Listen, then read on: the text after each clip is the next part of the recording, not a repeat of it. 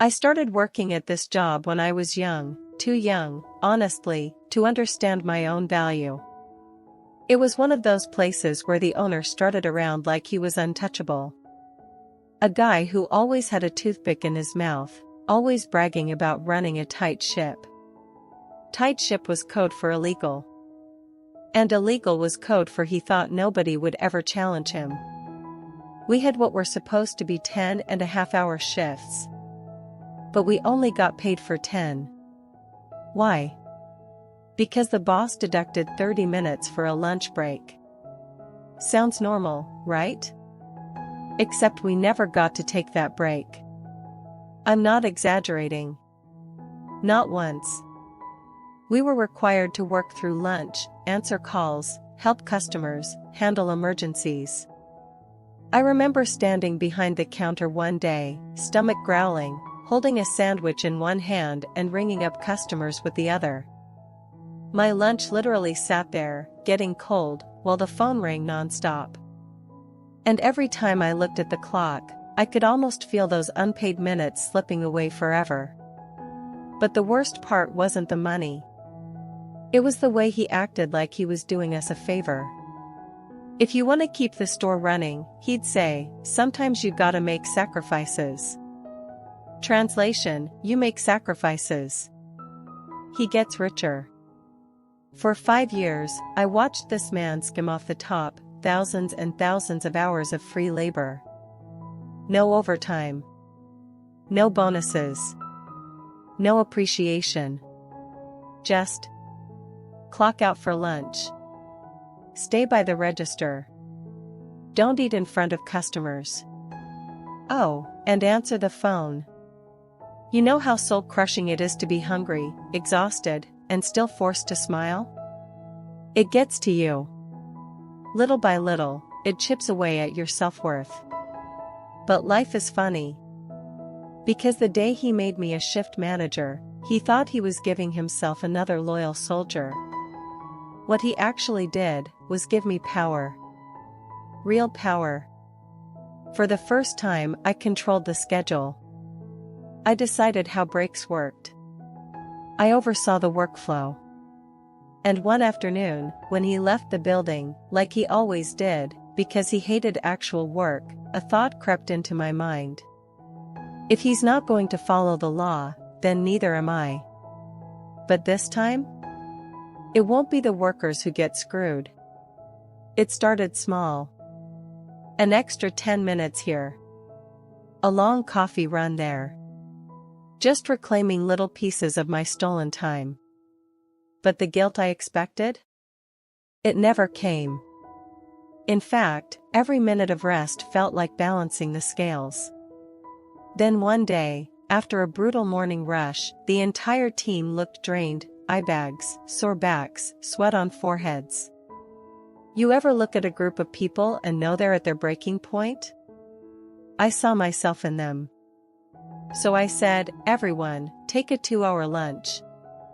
I don't care. Sit down. Relax. Eat. I'll handle the front. They stared at me like I'd just handed them keys to a new car. But, we're only supposed to take 30 minutes, someone whispered. Not today, I said. Not on my watch. The boss never showed up on weekdays. He'd wander in on Fridays to pay bills, brag about profits, and pretend he built the place himself. He had no idea how the day-to-day actually worked. And so the lunches grew longer. Then we added morning breaks. Afternoon breaks. Some days, we'd finish all the work by noon and spend the rest of the shift sitting around talking, scrolling our phones, or joking in the back room. And here's the part that probably infuriates bad bosses everywhere. The work still got done.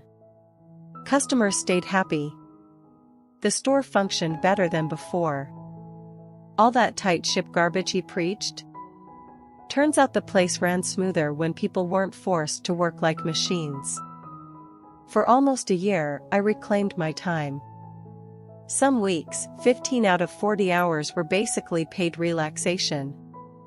I sat in the break room, scrolling through my phone, waiting for the occasional customer. I didn't sabotage anything. I didn't hurt anyone. I did the job, and I finally rested while doing it. And every hour felt like justice. But the final straw, the thing that made me walk away, was insurance. For years, he promised me, "When you turn 26, I'll get you on a health plan. Don't worry about it. You've earned it."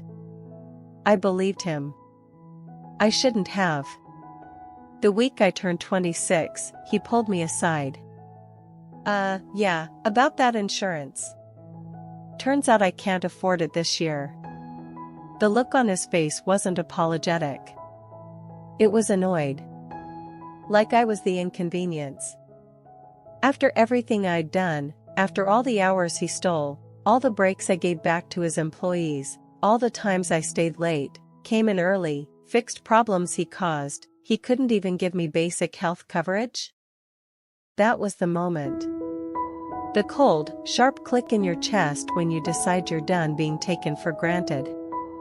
I quit that same week. I didn't yell. I didn't argue. I didn't explain.